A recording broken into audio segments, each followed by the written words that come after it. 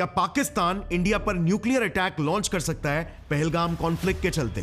पाकिस्तान के 130 न्यूक्स सारे इंडिया पर एम करके खड़े हुए हैं। यह कहकर हाल ही में पाकिस्तान के एक मिनिस्टर हनीफ अब्बासी ने इंडिया को ओपनली थ्रेटन किया है, जैसे वो हमेशा करते हैं। ये जो गोरी, शाहीन, गजनवी, ये जो 130 एटॉमिक हमारे पास वेपन है, ये हमने हिंदुस्तान के लिए रखे हैं। और कोई आपने तमाशे करने पाकिस्तान के साथ? याद रहे कि शहीद जुल्फिकार अली भुट्टो ने इस मुल्क को न्यूक्लियर वेपन दिया था। उनका कहना है कि अगर इंडिया पाकिस्तान का वाटर सप्लाई रोकता है, जो कि इंडिया ने ऑलरेडी कर लिया है, तो पाकिस्तान इंडिया पर एक फुल स्केल वॉर डिक्लेयर कर देगा। उन्होंने यह तक कहा कि पाकिस्तान के न्यूक्लियर वेपन्स सिर्फ दिखावे के लिए नहीं है, बल्कि एक्शन के लिए है, और उनके पूरे देश में कोई नहीं जानता कि न्यूक्लियर वेपन्स कहां पर छुपाए हुए हैं, और ये सारे के सारे न्यूक्लियर वेपन्स सिर्फ और सिर्फ इंडिया पर ही टारगेटेड है। ये जो 130 एटॉमिक हमारे पास वेपन है, और आपको पता ही नहीं कि हमने पाकिस्तान के किस किस हिस्से में रखे हुए हैं। ये दुनिया भी जानती है, आप भी जानते हैं, वरना आप तो इतने मक्कार बनिए हैं कि अभी तक पाकिस्तान के ऊपर कई दफा हमलावर हो चुके होते आप। इवन पाकिस्तान के डिफेंस मिनिस्टर भी इंडिया को धमकी दे चुके हैं कि अगर इंडिया पाकिस्तान पर एक मिलिट्री एक्शन लेता है तो Pakistan as a last resort India पर एक न्यूक्लियर अटैक जरूर करेगा। और ये भी जरा देखना पाकिस्तान की जनता कैसे सरकार को चाबी लगा रही है। मूत पीने वाले ये कारगिल की मार भूल गए हैं। इंडिया को सारा लपेट करके ना वहाँ पे पाकिस्तान का झंडा लगेगा, क्योंकि 2 दफा हमने इनको बख्श दिया था। उन्होंने पानी बंद किया है तो हमारे पास एटम बम है, वो इस्तेमाल करेंगे उनके लिए। इनको इतना मारेंगे ना, घर में घुस घुस के मारेंगे। सिंधु हमारा है और सिंधु हमारा रहेगा। हमारा पानी बहेगा या उनका खून बहेगा। नाउ इससे पहले कि हम यह डिस्कस करें कि क्या पाकिस्तान वाकई में इंडिया में एक न्यूक्लियर अटैक लॉन्च कर भी सकता है क्या, हमें सबसे पहले पाकिस्तान की न्यूक्लियर स्ट्रेंथ को समझना होगा। यह है पाकिस्तान के न्यूक्लियर आर्सेनल की latest list. 36 airborne, 126 land based और 8 सी बेस्ड। हर एक मिनिमम 12 किलो टन का है, मतलब हिरोशिमा पर गिराए हुए एक बॉम्ब जितना। और हर एक मिसाइल मिनिमम 200 किलोमीटर से 1500 किलोमीटर तक के रेंज में लॉन्च किया जा सकता है। मतलब समझो इस सरगोधा लॉन्च साइट से एक शाहीन 1 लॉन्च किया जाए तो छोटी रेंज आराम से हमारे पूरे दिल्ली को वाइप आउट कर सकती है, और बड़ी रेंज वाली मिसाइल हमारे बिहार स्टेट को। और वॉशिंगटन पोस्ट के हिसाब से पाकिस्तान के शाहीन 3 के रेंज में पूरा इंडिया तो छोड़ो, पाकिस्तान से इजराइल तक का कंप्लीट एरिया कवर होता है। अब यू नो व्हाट, किसी भी देश के लिए एक न्यूक्लियर वॉर को लॉन्च करना एक बहुत ही ड्रास्टिक स्टेप होता है। सो अगर हमें एकदम लॉजिकली इस मुद्दे को समझना है ना, तो हमें 3 एस्पेक्ट्स को कवर करना होगा। Number 1, can Pakistan afford it nationally?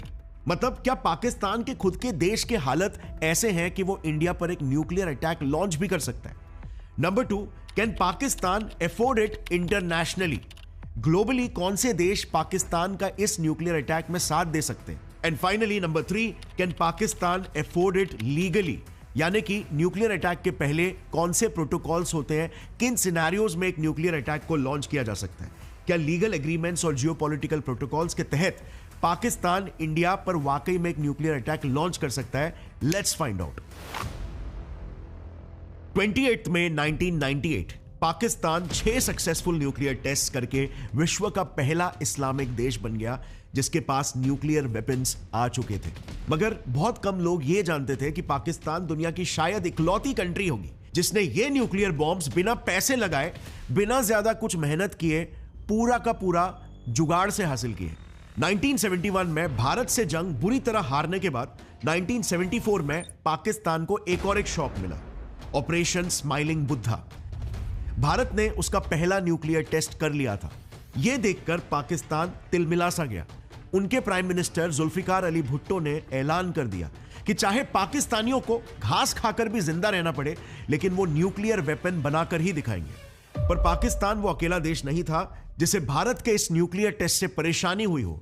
China भी इनसिक्योर हो चुका था क्योंकि बांग्लादेश को आजादी दिलाने के बाद इंडिया को रीजन में एक सुपर पावर की तरह देख ही रहे थे, लेकिन इस न्यूक्लियर टेस्ट ने वो कंफर्म भी कर दिया। और इसीलिए चाइना यह बिल्कुल नहीं चाहता था कि उसका इन्फ्लुएंस यहां पर कम हो। ऊपर से 1960s के समय में, अगर आपको याद होगा, तो चाइना और यूएसएसआर के रिलेशंस टूट गए थे। तो चाइना किसी भी हालत में अपने दोनों बाजू में 2 न्यूक्लियर नेबर्स इंडिया और यूएसएसआर को बर्दाश्त नहीं कर सकता था। और इसीलिए फिर चाइना ने पाकिस्तान को न्यूक्लियर टेक्नोलॉजी देने में इतनी मदद की जितनी मदद शायद यूएस ने यूके और इजराइल के लिए भी नहीं किया होगा। No other country in the world, repeat Rajiv, has done so much to nuclear arm or proliferate another country than China with Pakistan. Yes. The United States hasn't done it with Great Britain. Even to Israel developed their own. इस कहानी की शुरुआत होती है सन 1976 में। आमतौर पर एक न्यूक्लियर वेपन बनाने के लिए 4 स्टेजेस होते हैं। सबसे पहले पैसा लगता है, एक स्ट्रॉन्ग फाइनेंशियल बैकिंग चाहिए। दूसरा, यूरेनियम एनरिचमेंट के लिए डिजाइन्स और टेक्नोलॉजी। तीसरा, बॉम्ब बनाने के लिए बॉम्ब के डिजाइन्स। और चौथा और आखिरी, missile launchers. Starting with finance, Libya और सऊदी ने फाइनेंस वाला पूरा पार्ट सोलली संभाल लिया था। अरब न्यूज के मुताबिक जैसे ही 1974 में पाकिस्तान ने प्रोजेक्ट 706 के तहत एक न्यूक्लियर बॉम्ब बनाने का ऐलान किया, सबसे पहले इसके लिए $100 मिलियन की फंडिंग लिबिया ने पाकिस्तान को दी थी। फिर आगे इस पूरे बॉम्ब के प्रोजेक्ट को सऊदी अरेबिया ने भी हेवीली फंड करके बैक किया। पैसे मिलने के बाद बारी थी अगले स्टेज यूरेनियम एनरिचमेंट की, जो ऑलरेडी पाकिस्तान के father of nuclear development AQ Khan ने पूरी कर दी थी। एनरिचमेंट क्या होता है, इसे आसान भाषा में अगर समझाऊं तो यूरेनियम चावल के दाने की तरह होता है। इसमें सारे के सारे दाने बॉम्ब ग्रेड यूरेनियम के नहीं होते, उसमें सिर्फ U-235 ही न्यूक्लियरली एक्टिव दाने होते हैं, जिन्हें बाकी के नॉर्मल दानों से फिल्टर आउट करना पड़ता है। इसे ही यूरेनियम एनरिचमेंट कहते हैं। सो खान, जो कि नेदरलैंड्स के यूरेनियम एनरिचमेंट फैसिलिटी में काम कर रहे थे, उन्होंने वहां से एनरिचमेंट टेक्नोलॉजी के सेंसिटिव डिजाइन्स को चुराकर पाकिस्तान में अपने कहोटा प्लांट में सेटअप किया। सो अब पाकिस्तान के पास फ्यूल था, अब उसे बस बॉम्ब बनाते कैसे हैं वो जानना बाकी था। और तभी चाइना पिक्चर में आता है। चाइना ने पाकिस्तान को अपना खुद का ट्राइड एंड टेस्टेड चिक-4 डिजाइन दे दिया। बट यह भी कम था क्या कि 26 मई 1990 को चाइना ने पाकिस्तान को उसका पहला न्यूक्लियर टेस्ट चाइना की जमीन पर करने की भी permission they the. Can you believe this? Pakistan का बॉम्ब चाइना के जमीन पर टेस्ट हुआ। बॉम्ब रेडी था, बस उसे लॉन्च करने की देरी थी। पर इसके लिए पाकिस्तान को जरूरत थी मिसाइल्स की, जो टेक्नोलॉजी पाकिस्तान को नॉर्थ कोरिया से मिली। और इसीलिए कई रिपोर्ट्स ऐसा क्लेम करते हैं कि पाकिस्तान ने जो घोरी मिसाइल टेस्ट किया था वो नॉर्थ कोरिया के नोडोंग मिसाइल से ऑलमोस्ट आइडेंटिकल था। सो इन शॉर्ट अगर बताऊं तो पाकिस्तान का nuclear missile is made in China, paid by Arabs and engineered by Khan, जिसमें ऑफ कोर्स एक बड़ा रोल डच और नॉर्थ कोरियन टेक्नोलॉजी का भी था। यह थी पाकिस्तान की short history. Now coming to nuclear attack on India. So इसमें इंटरनेशनल सपोर्ट तो छोड़ो, क्या पाकिस्तान के पास अपनी खुद की जनता का भी सपोर्ट है? जरा इस मैप को देखना। पिछले 1 साल में पाकिस्तान में इतने अटैक्स हो चुके और जैन 2024 से लेकर अब तक पाकिस्तान के 1000 मिलिट्री सोल्जर्स की इन अटैक्स के वजह से जान भी जा चुकी है। रीजन, इन प्रोविंसेस में कई दशकों से सेपरेटिस्ट मूवमेंट्स जारी है। और एक तरह से आप यह भी बोल सकते हो कि पाकिस्तान के इन प्रोविंसेस की जनता बस एक मौके की तलाश में है पाकिस्तान से अलग होने के लिए। और पहलगाम अटैक करके पाकिस्तान ने उन्हें वो मौका शायद से दे भी दिया है। तभी तो इन इलाकों में अभी एकदम से मैसिव प्रोटेस्ट छिड़ने लगे हैं। आइए एक झलक दिखाता हूं सिंध से स्टार्ट करके। पाकिस्तान की एक सबसे बड़ी वीकनेस है कि इंडिया कभी भी उनके साउथ वेस्ट में नेवल ब्लॉकेड कर सकता है। जैसे हमने 1999 में कराची पोर्ट को ब्लॉक किया था, जिससे पूरे देश में इंपोर्ट्स और एक्सपोर्ट्स रुक जाएगा और पाकिस्तान बाकी की दुनिया से इकोनॉमिकली पूरा आइसोलेट हो जाएगा। लेकिन सबसे आयरॉनिक बात तो यह है कि इंडिया से पहले खुद पाकिस्तान की जनता ने ही कराची पोर्ट को ब्लॉक कर दिया है। दरियाए सिंध पर डाका डाला जा रहा है। Indus river is being robbed. पिछले 10 दिनों में ऐसे कई नारे पाकिस्तान के सिंध इलाकों में जोरों शोरों से लग रहे हैं। आई एम श्योर आप जानते ही होंगे कि सिंध प्रोविंस 1971 से ही अपना खुद का एक अलग सिंधु देश की डिमांड करते आ रहा है, जिसके लिए इस रीजन में कई सेपरेटिस्ट मूवमेंट्स और प्रोटेस्ट होते रहते हैं। बट हाल ही में ही फरवरी के महीने में ही पाकिस्तान ने एक नया प्रोजेक्ट लॉन्च किया था, द चोलिस्तान कैनल प्रोजेक्ट, जिसके थ्रू वो इंडस नदी का पानी पंजाब के डेजर्टेड इलाकों में डाइवर्ट करना चाहते हैं। लेकिन इस बात पर पाकिस्तानी सिंध की ऑलरेडी मार्जिनलाइज्ड कम्युनिटी बिल्कुल भी खुश नहीं थी। उनके एलिगेशंस हैं कि इस प्रोजेक्ट से पाकिस्तानी आर्मी पंजाब के डेजर्ट्स में खुद कॉर्पोरेट फार्मिंग करके पैसे कमाना चाहती है। लेकिन पानी डाइवर्ट करने से उनका लॉस हो रहा है क्योंकि सिंध का पूरा रीजन एग्रीकल्चर पर ही हेवीली डिपेंडेंट है। और इसीलिए इस मुद्दे पर सिंध प्रोविंस में इतने मैसिव प्रोटेस्ट छिड़ चुके हैं कि अभी कुछ दिन पहले ही न्यूज आया कि प्रोटेस्टर्स ने कराची पोर्ट तक के आने जाने वाले सारे हाईवेज को ब्लॉक कर दिया है। मुतनाज़ा कैनाल मंसूबे के खिलाफ बबरलू बाईपास पर धरना, सखर और अतराफ में नेशनल हाईवेज पर कई किलोमीटर हैवी गाड़ियों की कतारें लगी हुई हैं। नाउ इवन दो पाकिस्तान में और भी पोर्ट्स हैं, लेकिन कराची पोर्ट पाकिस्तान का by far the largest port है जहां पर इंपोर्ट और एक्सपोर्ट का ट्रैफिक बहुत हाई है। और इसीलिए फिलहाल वहां पर 30,000 ट्रक्स का ट्रैफिक जैम लग चुका है जिनमें मिलियंस ऑफ डॉलर्स का सामान है। इसी जाम में 1000 फ्यूल टैंकर्स भी फंसे हुए हैं, जिस वजह से अगर ये ब्लॉक क्विकली क्लियर नहीं हुआ तो पाकिस्तान में जल्द ही एक major fuel crisis plus manufacturing crisis भी आ सकता है। एंड ऑफ कोर्स ये पाकिस्तान की ऑलरेडी क्रिपलिंग इकोनॉमी को और बर्बाद कर देगा। नेक्स्ट बलूचिस्तान की बात करते हैं तो ठीक पहलगाम कॉन्फ्लिक्ट के बाद से यहां पर पाकिस्तानी मिलिट्री पर टेररिस्ट अटैक्स होना और ज्यादा जोरों शोरों से शुरू हो चुका है। अब कुछ दिन पहले ही बलोच लिबरेशन आर्मी BLA, जो बलूचिस्तान रीजन की एक रिबेल ग्रुप है, उन्होंने 25 अप्रैल 2025 को सिर्फ 24 घंटों में ही यानी कि एक दिन में ही BLA ने पाकिस्तानी मिलिट्री पर 3 IED ब्लास्ट किए जिसमें 10 पाकिस्तानी सोल्जर्स की मौत हो गई। इसके जस्ट एक महीने पहले ही 18 मार्च 2025 को BLA ने पाकिस्तान के एक आर्मी कॉन्वॉय पर ही हमला कर दिया था। अब अगर BLA की माने तो यह हमला हमारे देश में हुए पुलवामा हमले से भी बड़े स्केल का था क्योंकि इसमें 90 पाकिस्तानी सोल्जर्स मारे गए। BLA claimed to have killed 90 Pakistani military personnel in the attack. Again, historically he Balochistan province के भी पाकिस्तान के साथ कुछ खास रिश्ते नहीं है। दरअसल आजादी के बाद से ही बलूचिस्तान के राजा, जिसे खान ऑफ कलत भी बोलते थे, वो या तो एक नया देश बनाना चाहते थे या फिर भारत या अफगानिस्तान के साथ जुड़ना चाहते थे और पाकिस्तान से जुड़ने का उनका कोई भी इरादा नहीं था। पर पाकिस्तान के प्रधानमंत्री जिन्ना ने धोखे से एक आर्मी ऑपरेशन करके बलूचिस्तान को एनेक्स कर लिया। और बाय द वे ये इंफॉर्मेशन मैंने पाकिस्तान जर्नल ऑफ रिसर्च से ही निकाला है, सो कोई फॉरेन बायस सोर्स नहीं है। सो इस एनेक्सेशन से जाहिर है वहां की जनता आज तक खुश नहीं है। इसीलिए बलूचिस्तान प्रोविंस से कई रिबेल ग्रुप्स पनप चुके हैं जिनका सिर्फ एक ही मकसद है, पाकिस्तान से हर हाल में आजादी। वैसे तो BLF, BRA, UBF, लश्कर बलूचिस्तान, BSO आजाद ऐसे 19 रिबेल ग्रुप्स हैं, लेकिन इसमें से जिस ऑर्गेनाइजेशन ने पाकिस्तान को सबसे ज्यादा नुकसान पहुंचाया वो है बलोच लिबरेशन आर्मी। पाकिस्तान से आजाद होने के लिए हर साल BLA पाकिस्तान में कम से कम 150 से 200 टेररिस्ट अटैक्स को अंजाम देता है एवरी ईयर, और ये 2020 के बाद से तो 4 गुना बढ़ चुका है। और जाहिर है अभी अगर इंडिया पाकिस्तान वॉर होता है जिसमें ऑलरेडी पाकिस्तान एक बहुत ही वीक पोजीशन पर है, तो BLA के लिए ये अपने मंसूबों को अंजाम देने के लिए एक गोल्डन अपॉर्चुनिटी होगी, क्योंकि इसी टाइम पर बराबर पाकिस्तान के एक दूसरे रीजन खैबर पख्तूनख्वा से TTP भी पाकिस्तानी आर्मी पर हमला करने के लिए तैयार बैठी है। अभी 2 से 3 दिन पहले ही 28 अप्रैल को उन्होंने खैबर रीजन में एक बॉम्ब ब्लास्ट किया जिसमें 6 लोगों की मौत हो गई। यही नहीं, उसी दिन खैबर के वजीरिस्तान डिस्ट्रिक्ट जो अफगान बॉर्डर्स के करीब है, वहां पर भी 54 तालिबानीज ने घुस के पाकिस्तान की मिलिट्री पर हमला किया। Well, in other news, the Taliban has opened a war front along Pakistan's volatile border. Khyber region से भी कई एंटी पाकिस्तान टेररिस्ट ऑर्गेनाइजेशंस जन्मे हैं, जैसे जमात-उल अहरार, लश्कर इस्लाम, आईसिस, खुरासान, ऐसे 21 टेररिस्ट ऑर्गेनाइजेशंस हैं। लेकिन इनमें सबसे प्रोमिनेंट है तहरीक-ए-तालिबान पाकिस्तान TTP, जिसका एक ही मकसद है खैबर प्रोविंस को आजाद करके पाश्तूनिस्तान देश बनाना।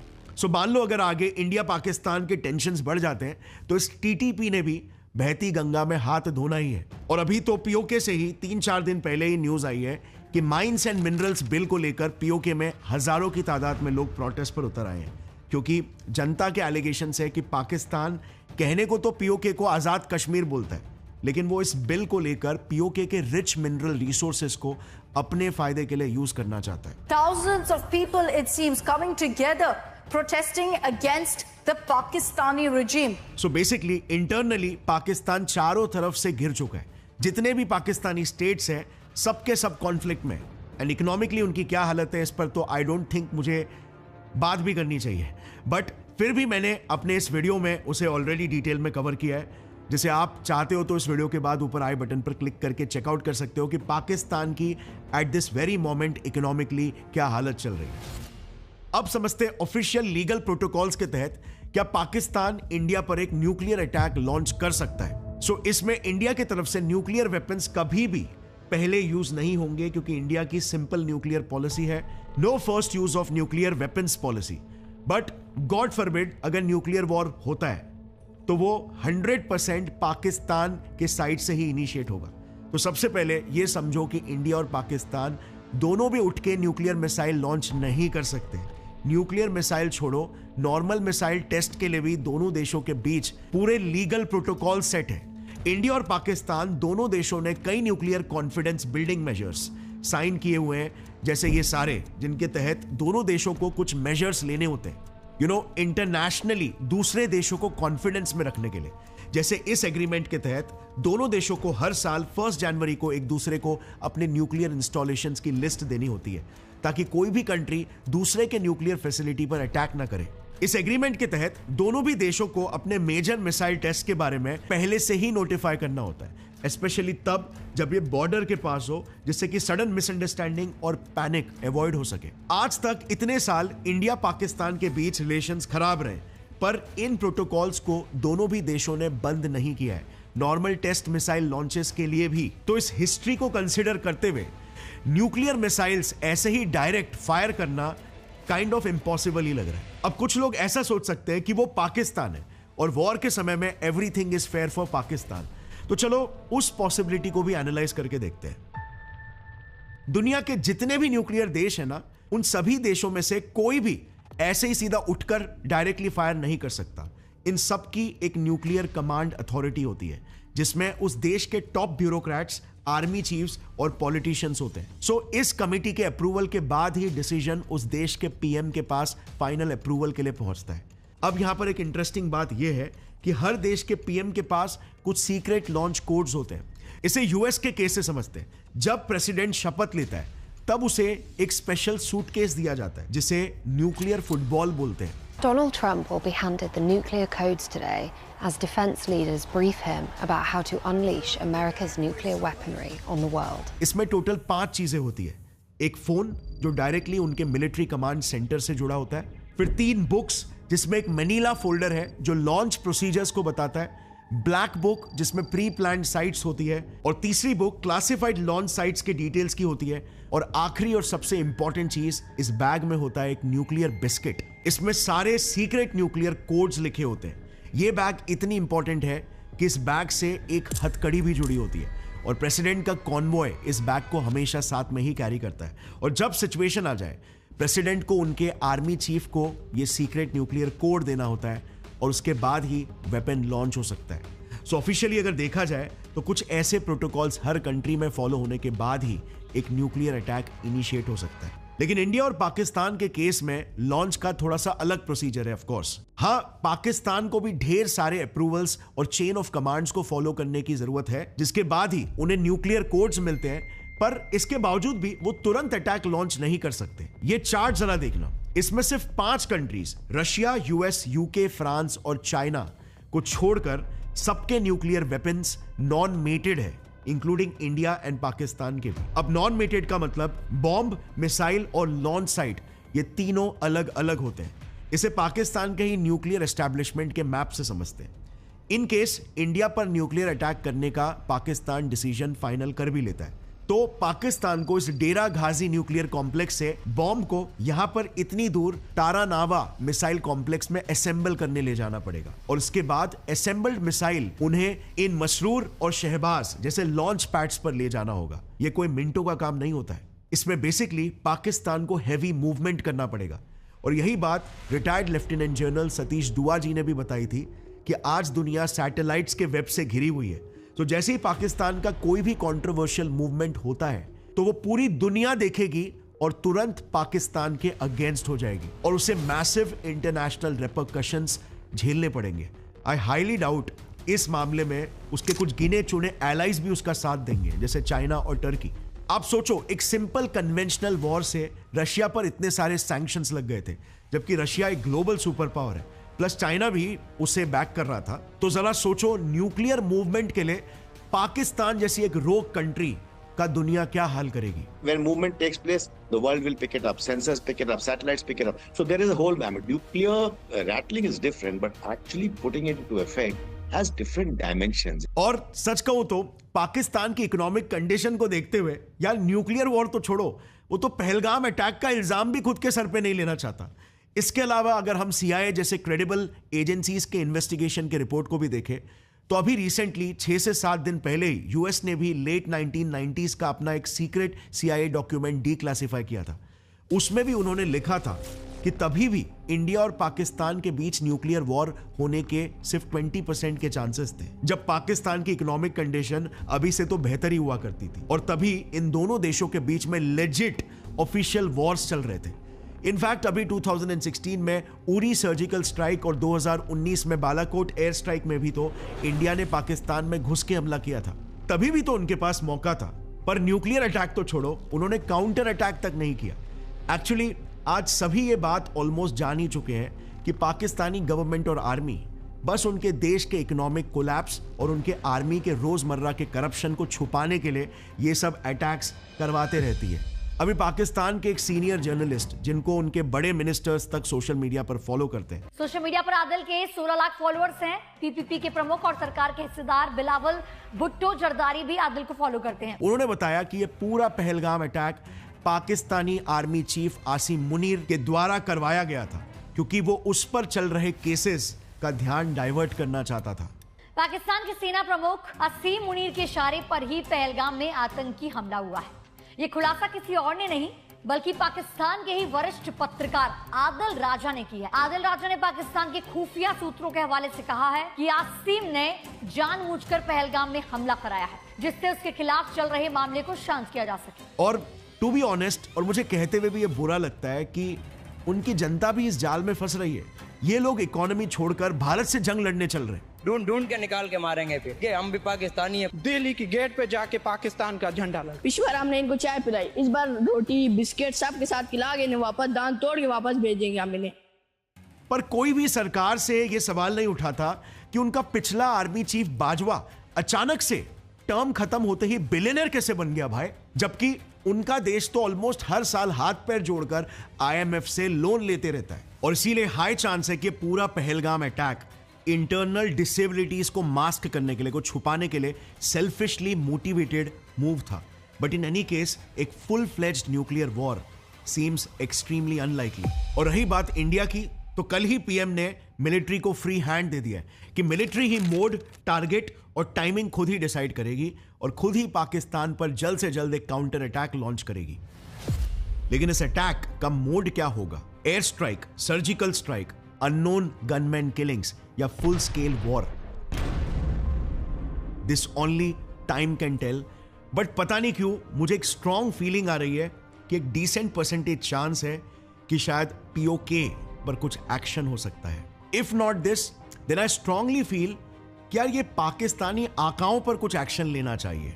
ये जो जनरल्स बैठते हैं और जो पूरी की पूरी साजिश रचते हैं और जो टेररिस्ट सपोर्टर्स और सिंपैथाइजर्स हैं या फिर टेररिस्ट ऑर्गेनाइजेशंस के जो हेड है, कि at the end of the day यही लोग पूरा का पूरा षड्यंत्र रचते हैं।